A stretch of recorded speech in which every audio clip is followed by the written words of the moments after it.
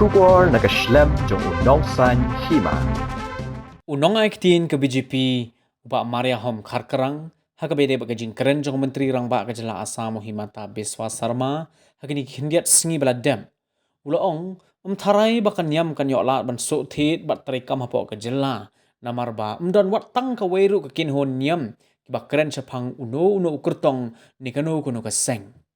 Haba ya Kren bakilan pathai kubor mentaka singi ke spotrik ujele ara cara arpusau uba Karkarang ulaong bakinong elam Niam ki Pynlong ki Jingduwai kerpang haswa lani ha kapor jong ki election ha ka bakila duai bo ublei un pun kup bor ba un ai ka jing start ha ki breu jong ka seng bakin la ban jid bat penmi yo breu uba biang hinroi lat nakata dan wat tang ka weiru ka Kynhun Niam ne Kynhun Balang ka bakershan halor ka jing Pynïeng yo Kyrtong lat no ka baki Pynlong ye ka Jingduwai la benrap uba Karkarang.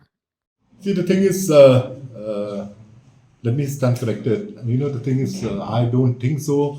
Religion has got a part to play here, because none of the religious groups among the Christians, respective of denominations, do propagate any particular candidate or any particular party. Yes, one thing they do is that they always hold a special prayer meeting just before the eve of elections, where they pray that God will give wisdom to the electorates to choose the right candidate and the right party. But directly, with full confidence, I can say that none of the church are in support of a particular candidate or particular party. So I feel that's not right. But yes, we do have special prayers.